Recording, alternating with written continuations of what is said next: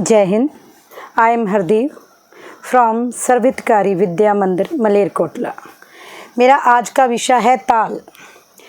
ताल की परिभाषा है कि ताल जो संगीत में समा लगाया जाता है उसकी क्रिया को ताल बोलते हैं।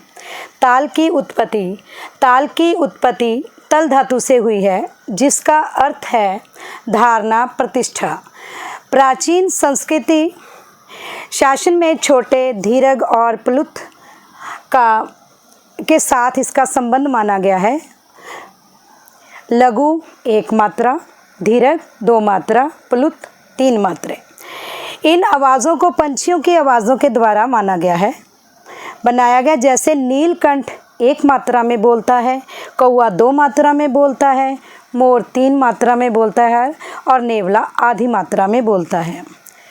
ताल मंजरी ग्रंथ के अनुसार नाच शब्द की उत्पत्ति शंकर भगवान जी से हुई है और ल की पार्वती के लास्य नृत्य के साथ इसका संबंध है। भगवान शिव ने पहले अपने जीवन में ताल शब्द का प्रयोग किया था। कहा जाता है कि प्राचीन ग्रंथों में बता रहे हैं कि ये शंकर भगवान जी के डमरू की डम डम से ताल की उत्पत्ति हुई है। ताल का कोई भी कारण रहा हो कि ताल कैसे, पर इसका जो मेन है कि गायन वादन तथा नृत्य में ताल की उत्पत्ति का मेन है कि इसका रंजकता से इसका संबंध है।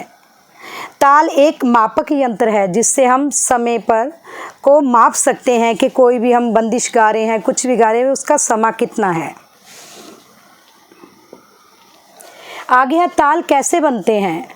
लय से मात्राएं बनती हैं, मात्राओं से ताल बनते हैं। विभिन्न मात्राओं के विभिन्न समूह बनते हैं और उसको ताल कहते हैं। प्रत्येक ताल में कुछ निश्चित बोल, ताली, खाली, विभाग होते हैं जिससे ताल बनते हैं और उसमें हम कोई ना कोई जो बोल बांधते हैं उसको उस ताल में गाया बजाया जाता है। जैसे एग्जाम्पल दादरा ताल, ये ताल से 6 मात्रों की ताल है। जैसे दादरा ताल, ये ताल 6 मात्रों की ताल है। इसको ऐसे लिखते हैं,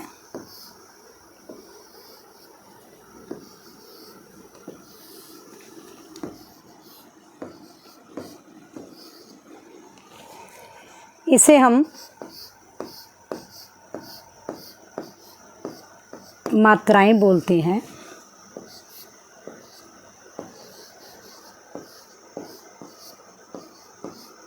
ये इसका एक गुण। पहली मात्रा के नीचे हम लिखेंगे धा, दूसरी के नीचे धिन और तीसरी के नीचे ना।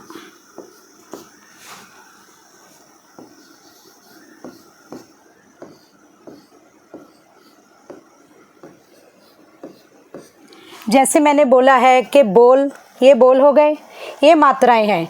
आगे मैंने बताया है कि विभाग, खाली, ताली, जो ये सम होता है पहली मात्रा के नीचे, ये सम का निशान है और खाली का मतलब होता है 0। ये बोल बन गए दादरा ताल के, धा धिन ना, धा तिन ना।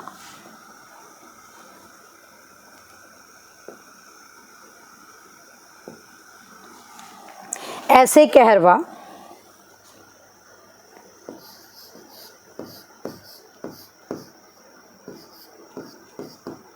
मात्राएं 1, ये 8 मात्रों की है।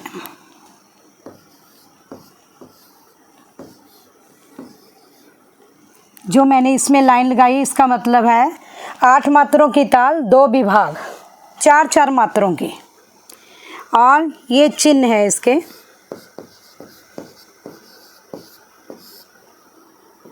पहली मात्रा पर सम और 5वीं मात्रा खाली। ये इसका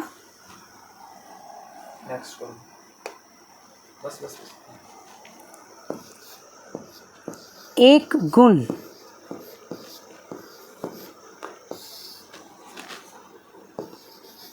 धा, गे,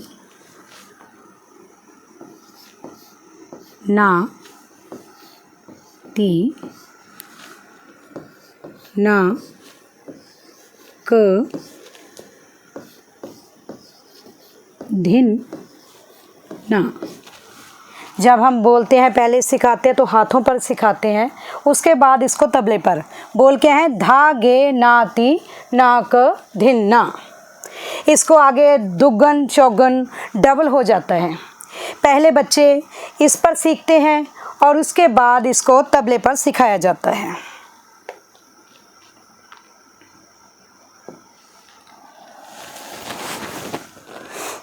ऐसे कई तालें बनती हैं और इसमें जब हम बोलते हैं कि धा, ये कैसे बनता है, ये ता प्लस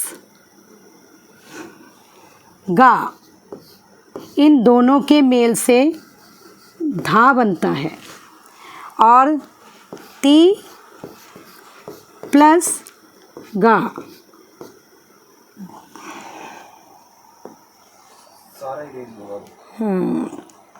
चलो धा शब्द बनता है दो शब्दों के मेल से, ता प्लस गा इज इक्वल टू धा। ती प्लस गा इज इक्वल टू धिन।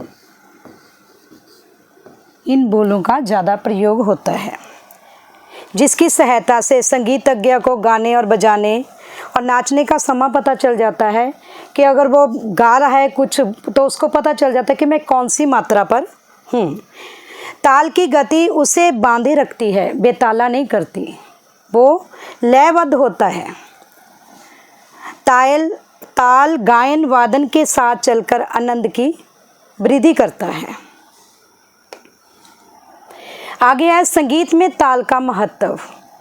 संगीत में ताल का बहुत महत्व है। बिना ताल के संगीत अधूरा है, निराशावादी है। केवल स्वरों, अगर हम बिना ताल के गाते हैं तो स्वरों का आनंद जरूर आता है, लेकिन उसकी जो रंजकता है वो ताल के साथ ही आती है। ताल ही संगीत में विभिन्न सौंदर्यपूर्ण चलन शैलियों का विकास करता है। ताल ही ऐसा है जो संगीत को बांधे रखा है और प्राचीन काल और वर्तमान काल को जो हमारे तक आज भविष्य में जो बंदिशें मिल रही हैं वो ताल के अकॉर्डिंग ही मिल रही हैं। ताल से ही संभव हुआ, क्योंकि ताल अगर होती है तो उससे नोटेशन सिस्टम बनता है, जिसमें हम कोई भी बंदिश, कोई भी गाने वाली चीज़ उसमें बांध कर रखते हैं, जिसको हम फ्यूचर में भी आकर जो पुराने पहले समय के संगीतज्ञ थे उन्होंने कुछ ऐसी चीज़ें गाई है जो आज हमारे पास नहीं है, वो इन्हीं के थ्रू हमारे तक पहुंची है। धन्यवाद।